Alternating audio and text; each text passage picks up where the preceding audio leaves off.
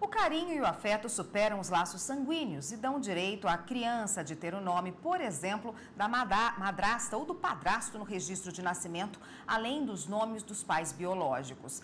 Mas esse não é o único benefício da multiparentalidade.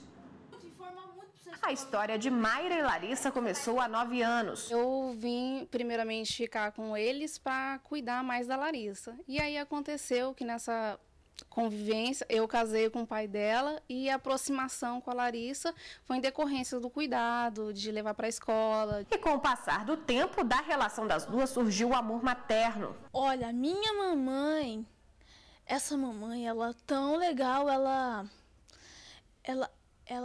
me ama tanto, eu amo tanto ela. Tanto que Mayra quer agora o reconhecimento da multiparentalidade. Eu tenho interesse sim, até porque houve a destituição do poder familiar da parte dela, né?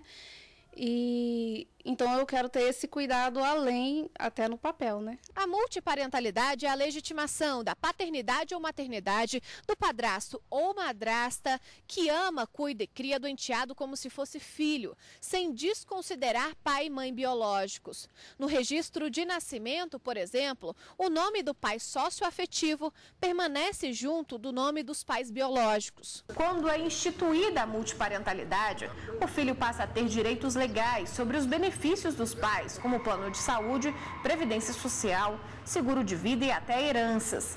Vale lembrar que os pais também passam a ser beneficiários dos filhos. Para que seja considerada a multiparentalidade, no entanto, é preciso fazer o pedido junto ao Poder Judiciário e comprovar o vínculo afetivo. Isso vai ser comprovado através de um estudo psicossocial, onde todos os tribunais de justiça hoje já têm, né, profissionais da área de saúde, psicólogos, assistentes sociais, todos habilitados a reconhecer essa relação multiparental e através de documentos, né, de provas testemunhais.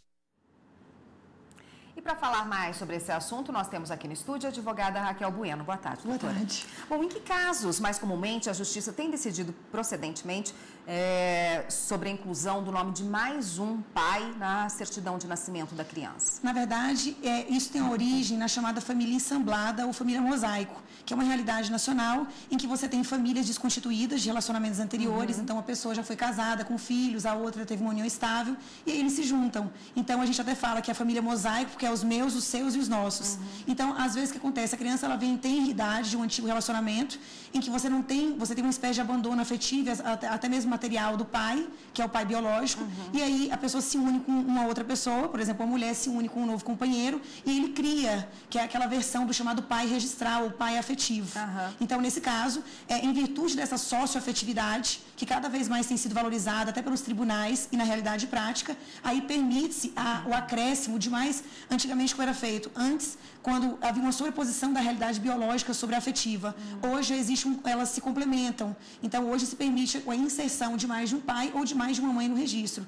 Tudo em nome do melhor interesse da criança e do adolescente. Não precisa haver, então, um consenso entre as partes, já que pode existir esse abandono afetivo, o outro pai está muito distante, outra mãe está muito distante. Pode uma parte apenas pedir a inclusão desse nome na certidão? Na verdade, na maioria dos casos, você tem o companheiro, ele registra o filho da companheira, mesmo sabendo, a gente sabe que isso é tipificado até como crime, é chamada adoção à brasileira, mas aí ele registra e posteriormente surge o pai biológico. Às vezes pode acontecer também dele não ter conhecimento dessa paternidade. Então, na verdade, a maioria das ações que a gente tem no nível do nacional mesmo, os casos já de multiparentalidade, há normalmente um consenso. Então, o pai biológico, ele quer participar, ele quer ser ativo, mas ele reconhece que existe um vínculo afetivo da criança com o pai registral. Então, na maioria dos casos, existe um consenso. Só que, eu repito, essa possibilidade da inserção de mais de um pai ou de mais de uma mãe, ela tem que ser vista sempre sobre a ótica do melhor interesse do menor. Então, às vezes, pode acontecer do pai registral não querer essa duplicidade de pais ou de mães no registro, mas isso é feito sempre em nome do maior interessado, que normalmente é a criança ou adolescente. Você falando do interesse da criança e do adolescente, ele é ouvido nesses casos pela Justiça para saber se há interesse também da criança, se ela se sente filha daquela outra pessoa que quer ver o nome dela no registro? dependendo da idade, normalmente essa oitiva ela pode ser feita diretamente pelo juiz. Mas como são ações que normalmente passam pelo psicossocial, então essa oitiva é feita pelos psicólogos. Então a questão da multidisciplinariedade. A gente conta com equipe técnica que tem maiores condições de ouvir o menor e saber ao certo o que ele deseja. Então normalmente é feita essa oitiva, mas por essa via mais técnica, auxiliar. Aí a gente entra numa questão que é a separação também. Vamos supor que já exista esse registro na certidão da criança, existem 3 nomes de pais, ou 2 mães, certo, ou 2 pais. E esse casal se separe. Como é que fica a guarda dessa criança? 3 pessoas vão disputar a guarda? A pessoa que incluiu o nome pode pedir essa guarda? O que acontece? Na guarda também foi essa época em que se decidia com base em critérios meramente patrimoniais. Por exemplo, quem tem melhores condições financeiras. Hoje é todo um estudo, é multidisciplinar, como eu disse. Então, quem vai ficar com a guarda é quem reúne melhores condições em sentido amplo. No sentido econômico, no sentido moral, no sentido psicológico. Então, é comum, principalmente nesses casos de famílias ensambladas ou mosaico, quando o companheiro ele resolve registrar o filho da companheira, é comum que quando do término do relacionamento ele também não queira mais. Ele quer às vezes até desconstituir o registro, que é uma realidade que o tribunal, pelo menos o STJ, ele não tem permitido, porque ele diz que isso cria uma certa dificuldade para a criança de adaptação. Então, normalmente, se houver uma dificuldade aí, esse casal, no caso, a mãe, o pai registral e o pai biológico, em haver uma separação desse primeiro casal, o juiz ele tem que analisar de uma forma também ampla para saber quem reúne melhores condições. Então, pode ser que fique com a mãe, pode ser que fique com o pai registral, o pai afetivo, que a gente fala, ou o pai biológico. É realmente quem reúne melhores condições. E aí, regra geral, é a pessoa que normalmente está com a criança, que já convivia com ela, porque é difícil você tirar ela de uma realidade e sumariamente você querer impor uma outra realidade para a criança. Tá ótimo, a gente volta a falar desse assunto ainda no próximo bloco, tem várias perguntas ainda para ser feitas, dúvidas, né? Daqui a pouco a gente volta, um minutinho só. Nós voltamos a falar com a advogada Raquel Bueno, que hoje está aqui no estúdio, discutindo a multiparentalidade. Bom, no bloco passado a gente estava falando de separação, quando já existe um caso de multiparentalidade. E no caso aí da guarda, né, da criança. E no caso de quem tem o dever de prover os alimentos nesse caso? Quem 2 ficam de fora, provém os alimentos? Na verdade, a questão da obrigação alimentar, ela está muito voltada para o princípio da solidariedade familiar, solidariedade social. Então, a partir do momento em que há a inserção do nome dos 2 pais ou 2 mães no registro, esse ato que a gente fala, ele vai ter consequências jurídicas. Então, em virtude do registro, a parte sucessória, a parte dos alimentos, ela compete a quem consta como pai.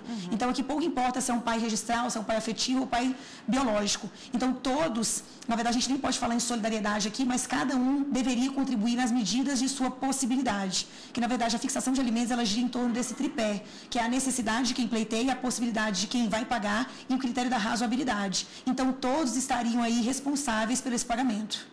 Como é que fica, então, aí o caso da direito sucessório à herança, nesse caso, que também é outra questão onde há muita dúvida? Olha, no Brasil, quando começaram a surgir os primeiros casos de multiparentalidade, a gente tem um estudo aí do IBDEFAN, aproximadamente foi em março de 2012, começou a surgir os registros com 2 pais ou 2 mães. A grande resistência que existia era em relação a esse campo sucessório. Porque, na verdade, no primeiro momento, eles, como eu já disse, havia uma sobreposição da realidade biológica sobre a afetiva. Depois houve uma supervalorização da realidade afetiva, socioafetiva, sobre a biológica, fazendo aquela separação bem gritante entre quem gera o genitor e o verdadeiro pai, que é o que cria. Então, na verdade, nessa parte do direito sucessório, a primeira resistência que foi encontrada no âmbito prático foi como ficaria esse direito sucessório, se isso não geraria uma complexidade ou uma problemática. Então, com o tempo, reconheceu-se que, em nome do melhor interesse do envolvido, que é a criança, o adolescente, nada mais justo do que permitir que ele pudesse pleitear alimentos para ambos os pais, ou até mesmo que ele pudesse herdar de ambos os pais ou ambas as mães. Então, a jurisprudência hoje, quando ela reconhece a multiparentalidade, a consequência já é natural, a consequência de direito sucessório. Então, não há que se falar aqui em violação do princípio da isonomia, por exemplo. Por quê? Porque essa criança, ela vai estar muito mais amparada. Então, ela vai poder suceder da mãe e de ambos os pais, ou de ambas as mães e do pai. Não há problema aqui, ela vai concorrer nas 2 sucessões mesmo. Bom, mas a gente falou de um cônjuge, não um companheiro que quer incluir o nome aí no registro do filho da esposa ou ao contrário. Mas esse terceiro incluso pode ser um parente próximo? Tipo um vô que criou, uma avó que criou, um tio, inclusive, um primo, pode? Na verdade, não existe uma vedação, até porque a multiparentalidade ela tem os seus aspectos delineados na doutrina e na jurisprudência. Jurisprudência de uma forma muito mais tímida, como eu já disse, a partir de março de 2012. Então, na verdade, não há uma objeção. O que existe é um certo problema no direito sucessório, porque pode-se gerar o fato de ser um avô ou de ser um tio, complicações de ordem da vocação sucessória. Por quê? Porque o direito sucessório ele não está preparado ainda para essa realidade que a gente vive hoje da multiparentalidade, do poliamorismo, por exemplo. Então, na verdade, vedação não há. Há que se ter cuidado apenas para que não haja uma complexidade muito grande dentro do direito sucessório. Mas eu entendo que se isso for benéfico para o envolvido, que no caso é a criança ou o adolescente, assim deve ser feito. Então, não há vedação, não há proibição, só deve haver prudência no campo da sucessão para não existir muita dificuldade na hora do aspecto prático, da partilha, da divisão patrimonial. Tá ótimo, obrigada. Eu conversei com a advogada Raquel Bueno, que conversou com a gente hoje a respeito da multiparentalidade. Obrigada, até uma próxima. Boa tarde.